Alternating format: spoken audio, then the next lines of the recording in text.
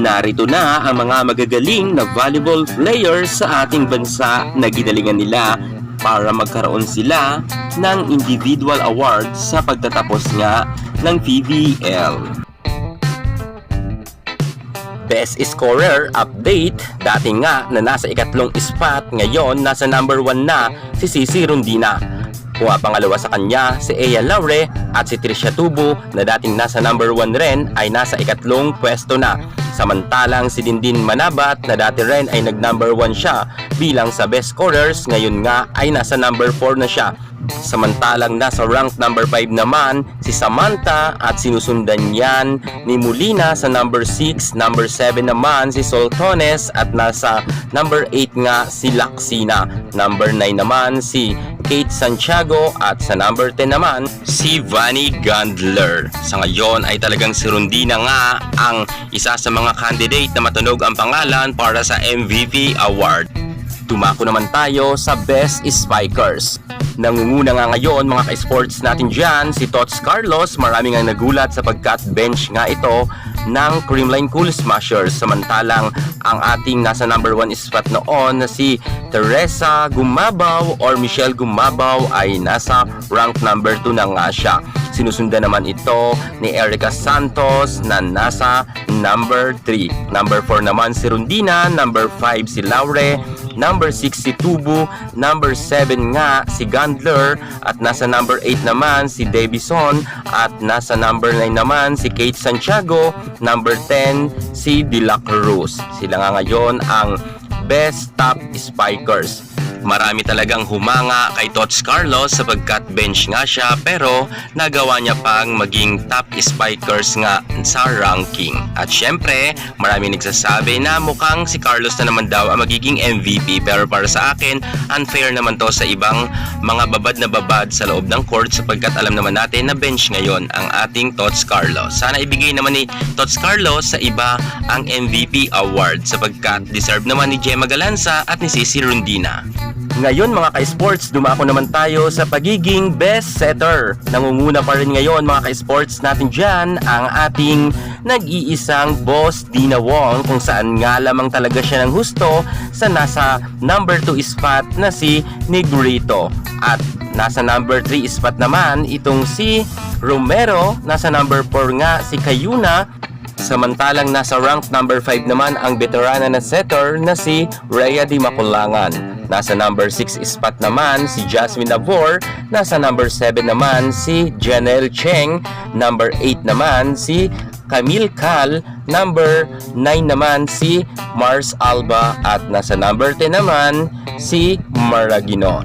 Ngayon pong update to mga ka-sports natin dyan, pero maraming nagsasabi nga na si Negrito daw ang magiging best setter sapagkat nga meron pang natitirang laban nga ang ating Creamline Cool Smashers. Makakaharap pa nga nila ang Galleries Tower na kung saan kapag tinalo nila ito ay sigurado tayong aangat na naman sa ranking itong si Kyle Negrito at baka maging number 1 siya. Gayunpaman, kahit maging number 1 itong si Dina Wong man o si Negrito, okay lang naman sapagkat nga mga ka-sports, ito ay mababago pa naman ang ranking na ito sapagkat kasali pa rin ang kanilang mga points pagdating nga ng semifinals, dahil doon na talaga magkakaalaman kung sino ang pinakamagaling bilang best setter. Pero sa ngayon, si Boss D muna ang nangunguna. Marami na naman iiyak dyan, huwag kayong iiyak sapagkat yan po ay talagang true po yan na update ngayon mga ka-sports natin dyan.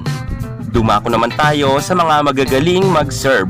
Nangunguna dyan mga ka-sports natin dyan si Rich Makaslang. Sinusundan naman ito ni Kyle Negrito. Nasa ikatlong pwesto si Ara Galang. Nasa pang-apat si Ea Laure. Nasa pang-5 naman si Jel Kayuna. Samantalang nasa number 6 spot naman si Rhea Di Maculangan. Number 7 naman si Gemma Galanza. Number 8 Alyssa Bertolano. Number 9 Remy Falma. At sa number 10 si Riri Meneses. Puntahan naman natin ang Best Diggers. Nangunguna naman dito mga ka-sports natin dyan si Kat Arrado. Pumapangalawa nga sa kanya si Tang Ponce. Pangatlo naman si Dawn Macandili. Pang-apat naman si Sarmento. Pang-5 si Barbon. Sinusundan yan sa number 6 ni Hazareno. Number 7 si Soltones. Number 8 si Gemma Galanza, number 9 si Aiza Maiso Fontillas, at nasa number 10 naman si Jorvina. Ako naman tayo sa top receivers. Nangunguna dyan si Jennifer Nerva, sinusundan niya ni Ara Galang. Narito naman si Rondina, nasa number 3. Number 4 naman si Aguilar, nasa number 5 si Maraginot, number 6 si Gemma Galanza, number 7 si Samantha, number 8 si Soltones, number 9 si Sarmento, at nasa number 10 si Santiago Kate. Narito naman ang mga top blockers nga natin. Walang iba kundi nangunguna nga ang ginulat ang sambayanan manonood, si Camille Victoria. Nasa number 1 spot siya. Nasa number 2 naman si Princess Madrigal. Nasa number 3 si Ivy Lacsina. Nasa number 4 naman si Del Palomata. Nasa number 5 naman si Samantha Davison. Number 6 si Majoy Baron. Number 7 si Fifi Sharma. Number 8 si Jonas Abete. Nasa number 9 naman si Riri Meneses. At nasa number 10 nga si Pangs Panaga. So yan na nga mga esports natin dyan. Inyo na nga nakilala ang ating mga nangunguna ngayon bilang sa kanilang individual awarding nga na pinagsihirapan nga nila para makamtan nila.